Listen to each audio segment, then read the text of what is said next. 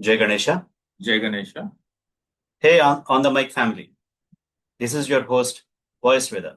And today I have my podcast partner in crime, Vijay, with us. Hi everyone. Hope you are doing well. And today we are doing what maps cannot, turning the first 6 months of 2025 into a story you can actually feel. From massive pilgrim gatherings in India to power shifts in Washington, from heartbreak in Pahalgam to fast moving diplomacy in conflict zones. The first half of 2025 had everything: big moments, small details, and the kind of twists that make you wonder who is really steering this planet. Absolute cinema mode. So grab your chai, coffee, or whatever fuels your curiosity, because we are going month by month through real events that shaped India and the world in January to June 2025.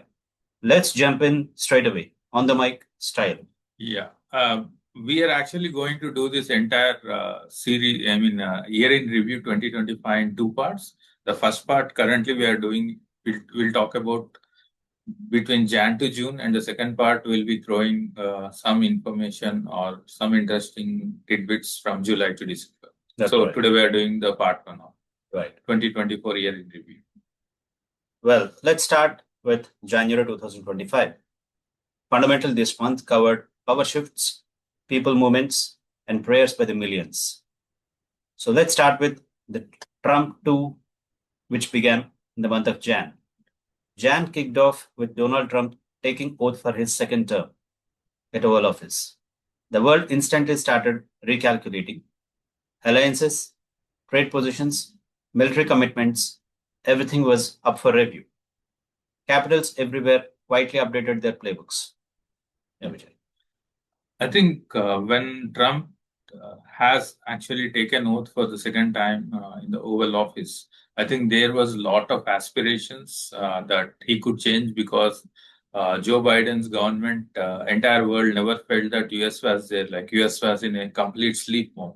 So, and they felt that Trump can sort of bring that legality or that sort of an America feeling that who are the superpower and get that stability in the market. And he has created a lot of hopes within America that, but especially for the MAGA camp, that it's for the entire America, like whatever the jobs or they are going to get, it is buy American, sell American sort of the thing. So there were huge hopes and expectations. And January, like now we are in December, but January, when someone thought like Trump came into the power, I think they were dreaming very big, geopolitically and locally within US. But you know what happened. Right. Well, moving on to the second biggest thing of our times is Maha Kumbh 2025 that kicked off. World's biggest human gathering. On January 13th of 2025, Prayagraj lit up with the once in 144 years Maha Kumbh. Millions of pilgrims began arriving daily along with their families, sadhus, first-timers, elders, all flowing in to a city turned into a temporary megapolis.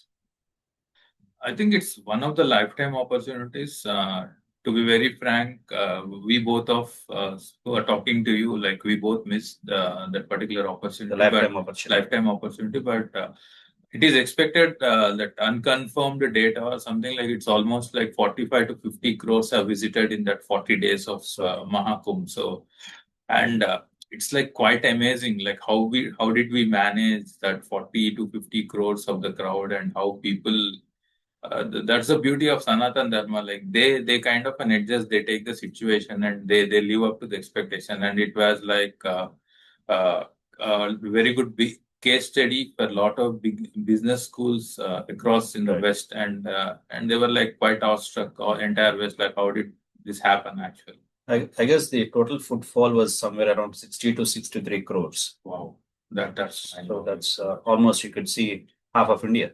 yeah, that's Almost. That's what, like that way. Prayagraj is a very small place, like So true. like fitting in that Even that 50 to 60 crores or whatever the figures we talk, 40 to 60, So true, so depending on the source. But like it's a quite an amazing feat, and we should definitely thank Yogi ji, UPCM, and the Indian government. Administration, the logistics is And also to the all the visitors, the 60 crores or 40 crores, all the visitors who kind of adjusted to the occasion and ensured that that entire event went well. so true. It does not happen across anywhere. It only happens in India, and with that Sanatana culture. Well, this wasn't just spiritual. It was a masterclass in logistics, roads, sanitation, crowd coordination, river management, emergency teams. It's like you name it, they had it almost on every facet of the whole Maha Kumbh. Yeah. So all running like a giant human machine. So for India, it became a quite flex. Look what we can manage at scale. Yes. And we delivered it. Of course, for sure. And we delivered it. So under this surface diplomacy, even this is the next point that we have moved on to. Under the surface diplomacy, even while spiritual waves were rising at Sangam, India's diplomats were busy feeling out new American positions. Early phone calls, shuffled ambassador priorities, and recalibration across think tanks set the tone for 2025. But I think if you look at like one thing, maybe India missed out in the month of Jan because now we are sitting in December. Like, I think there was a lot of US has this lot of lobbying desk there. I think in current Trump's administration, I think out of 70 or like we have 50 plus Pakistanis who are influencing, and we only have one Indian. So I think government should think on it, how we should position next time with this sort of lobbying, so we can influence something. Yeah. Well, moving on to the month February, a country hosting millions and a world trying to read signals. Well, the first point being Maha Kumbh peaks and closes. So through February, daily crowds rose, peaks crossed tens of millions, and Prayagraj held strong. On February 26th, the 45-day Maha Kumbh formally wrapped, leaving behind stories of faith, reunions, lost and found miracles, and a massive administrative win. So this was India's soft power movement of the year. I would add one more point. I think it's the economics that has created. I think it's like 1 lakh crore plus that has been done in this last in a span of 45 days. 45 days. Like 1 lakh crores is a huge. I think I would say like it's kind of an it's a GDP half of the Europe's GDP. GDP to many countries. Yeah, GDP to many countries. So it's like we just did it in 45 days. That too very beautifully. See, we are not saying it's a picture perfect thing, but definitely it went well. It's a case study in itself. It went well. Oh, for sure. Well, the second point being quite global maneuvering. Governments worldwide were busy testing the new US foreign policy rules, foreign policy pulse. Markets reacted to early hints on trade, immigration, and defense spending. Europe kept one eye on Washington, one eye on Ukraine.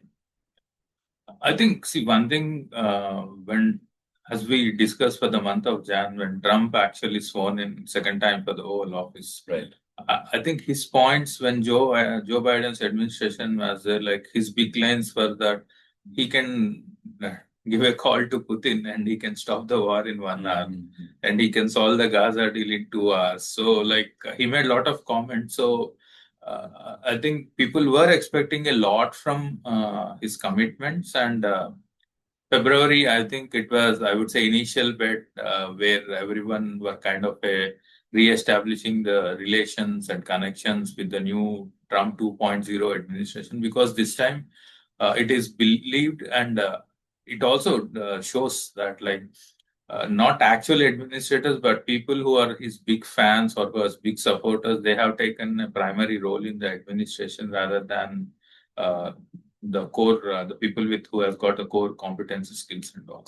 And adding to the point, the world has really witnessed along this 11 to 12 months, or at least close to 1 year, the authenticity on his statements.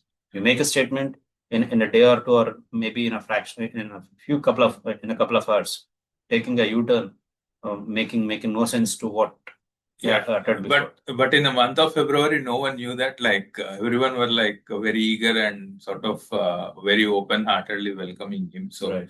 we'll not spoil the show, but we'll stick to February. I think I'm the culprit here. Well, moving on to March, conflicts heat up, hopes cool down.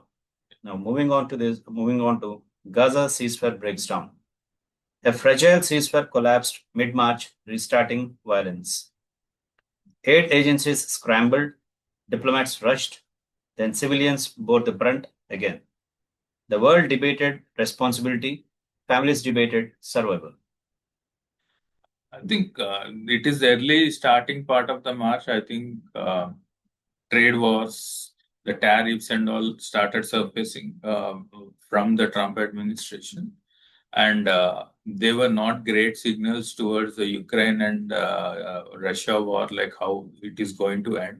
And his main focus was to kind of get more of a revenues coming into the US, because I believe it's for them to kind of at that point of time, his main focus was to cover the debt or the pay interest and all on the highly piling debt of the US. So their focus was more on that rather than on the geopolitical things where they kind of play a big role or a big brother. So I think their focus was more towards internal in getting more funds or more money into the US. So that I feel like Jan, Feb, March was more US actually kind of preparing itself like what they are going to do the next 4 years under the Trump 2.0. Right. The next point was like Ukraine war grinds on. No dramatic breakthroughs, but steady pressure, tactic shifts, and larger questions on long-term support for Kiev, the capital of Ukraine. Europe's mood showed fatigue, but resolve still held. Yeah, that's what like in the month of Jan to March, I would say like it was only I would say more of strategies, more of re-establishing the connections and learning what the Trump administration is all about. Even European Union, Zelensky, I think they had multiple talks, and they too also had, I think, started some sort of a communication on this particular topic, but nothing went very positively, because it's like they thought it was very early days for the 2.0 administration, from 2.0 administration. So for sure. Well, moving on to the April 2025. India's heartbreak, and the world speaking in half sentences, which is really appalling. Well, the Pahalgam attack shocks India. On April 22nd, tourists in Pahalgam were attacked, a tragedy that cut across states and communities.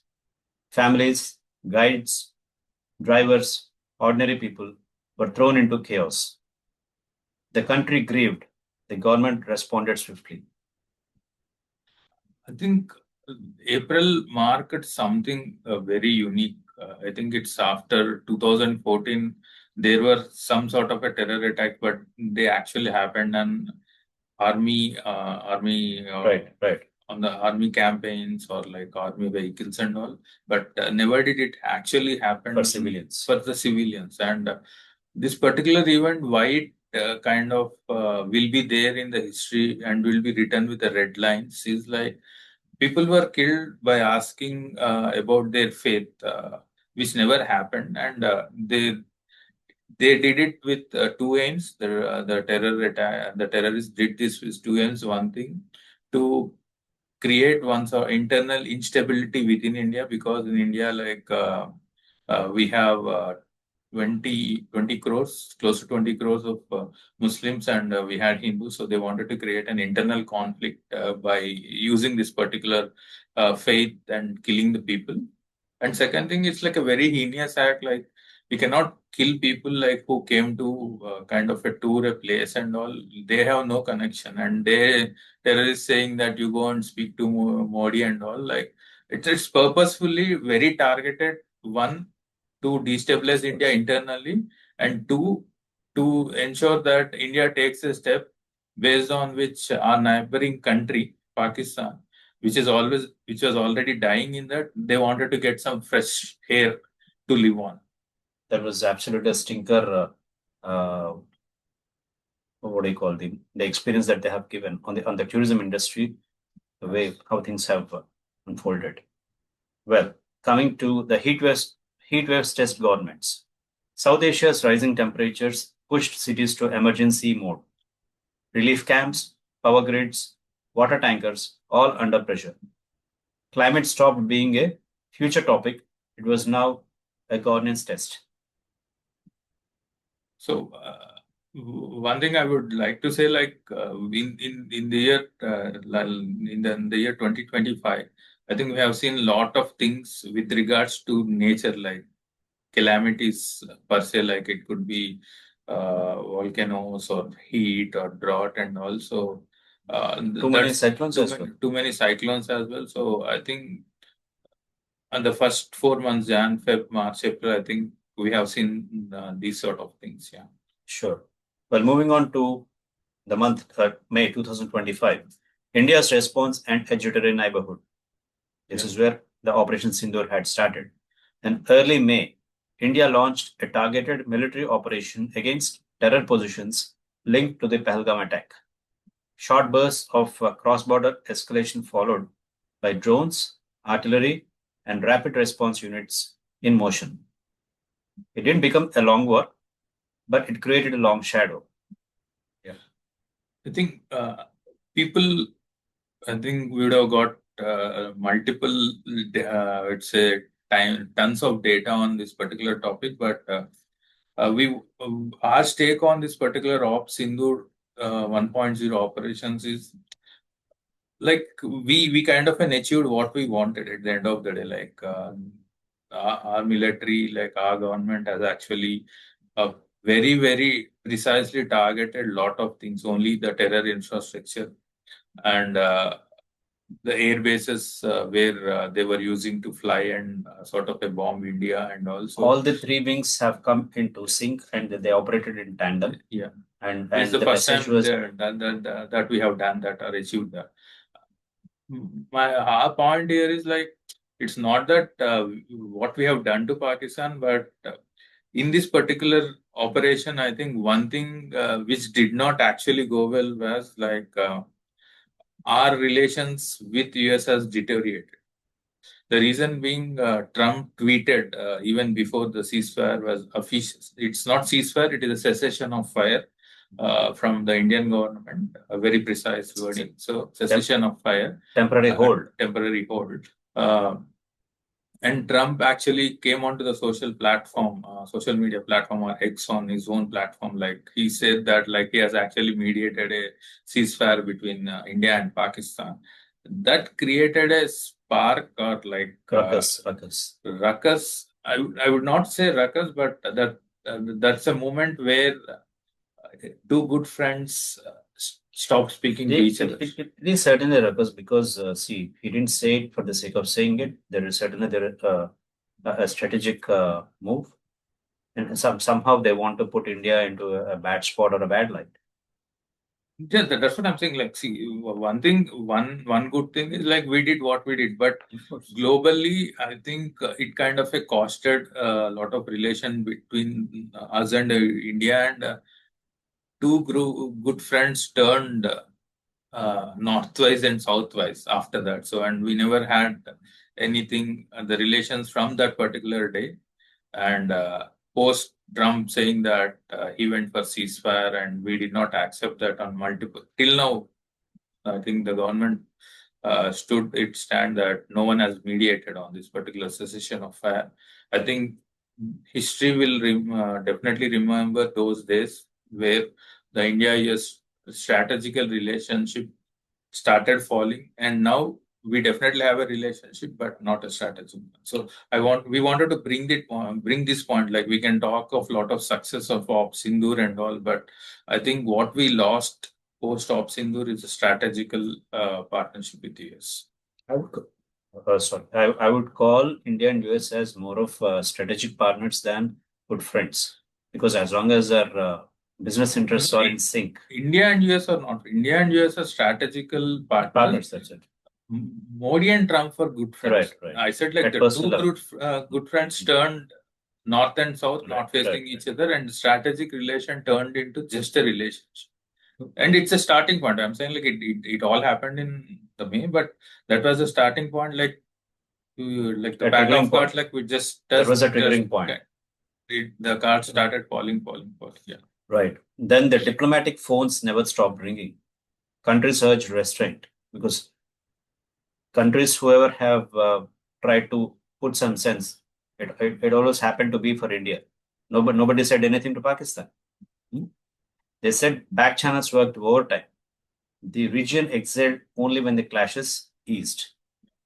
I think I just wanted to add one more point here. I think the post op Sindoor, I think the initial entire month of May, we saw that social media actually, and there is an internal media or like people who are like anti-India. They all came up with the story that we have lost Rafales and all those stuff. It is all created by China overnight. These are all done because they wanted to support Pakistan and to sort of create instability. All these factors, either America, the day America like created by putting that post, China on the backing. In this particular aspect, indirectly, US and China were working together, supporting Pakistan and to kind of a downsize India. The reason being, we are emerging as a superpower by that time. But one thing Ops Sindoor proved is like we are there, boss. No one can stop us. So true. Well, then, moving on to the month of June, humanitarian pressure and political calculations. Well, that focused on Middle East, aid versus access. June became a month of shuttle diplomacy, namely corridors, ceasefire drafts, and humanitarian pledges. Civilians, as always, were at the center of the struggle. Absolutely. I think one thing we can notice in the first half, I think because we have come to June month, so one thing we can notice in the first half geopolitical is like Trump 2.0 administration, they're inclined, I would say, love towards the Middle East.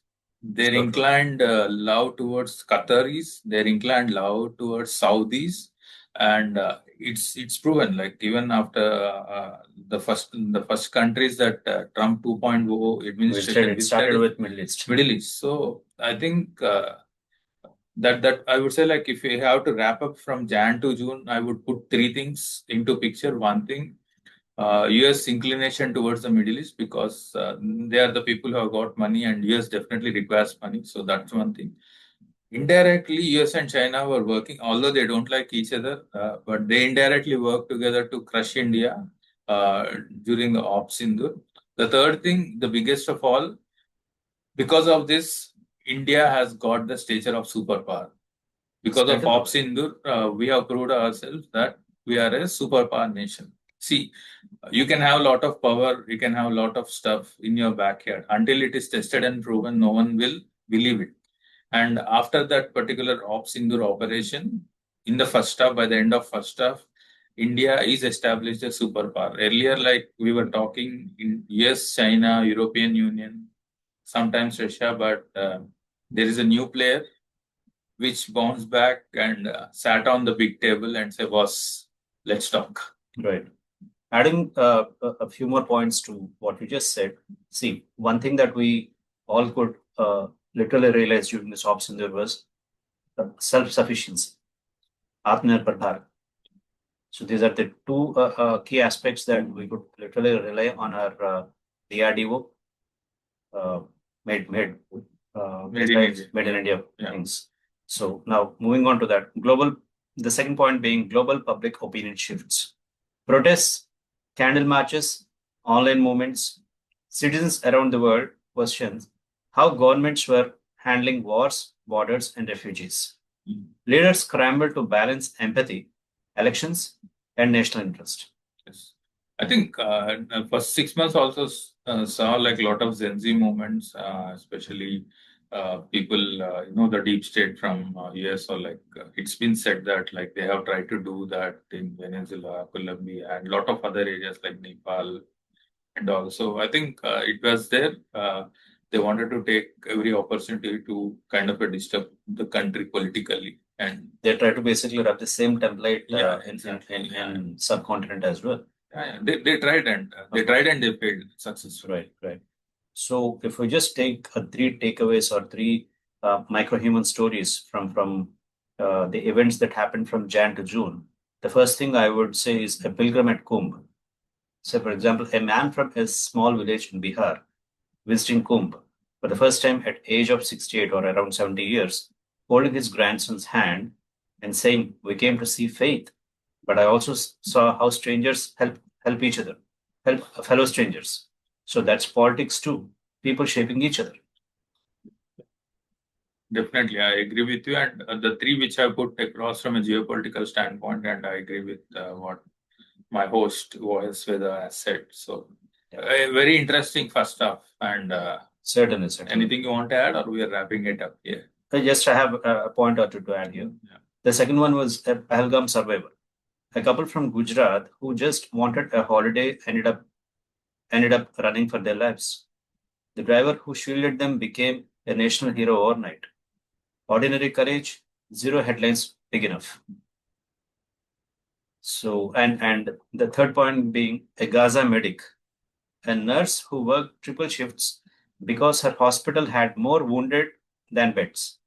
Her words, "I don't need politics, I need just supplies." That one line sums up half of global conflict. I think at the end of the day, these sort of a good Samaritans run the entire world. So true. Yeah. All these are unsung heroes. Unsung heroes. Doing their job selflessly and unconditionally. Yeah. Now, coming to the conclusion, yes, with that, On the Mic crew was the first half of 2025, a world balancing faith and fear, diplomacy and emotion, power and people. From the sacred rivers of Prayagraj to the tense borders of Europe and the Middle East, this half year reminds us that politics isn't just a headline, it's a ripple. Yeah. One decision here, one tragedy there, one gathering of millions somewhere else, and suddenly the whole world shifts. Yeah. And one term which by the time everyone has realized, Trumpophobia and Trump mania. So, thank you, viewers. Like, we want to end our H1 year in review from 2025 Jan to June here. Keep watching. Please do subscribe. We are not getting the increase in the subscriber count, so please share it to your friends, like, subscribe. Well, I have one last point to add on here, or rather a question that I want to put it for our viewers. So if there is one question to walk away with, it's this: are we shaping these events, or are these events shaping us? Well, think about it. I'm your host, Voice Veda. This is On the Mic, and I'll catch you in the next episode. Yep. Stay curious, stay human. Good night. Stay tuned. Mahadev. Stay tuned. Jai Hind. Jai Hind.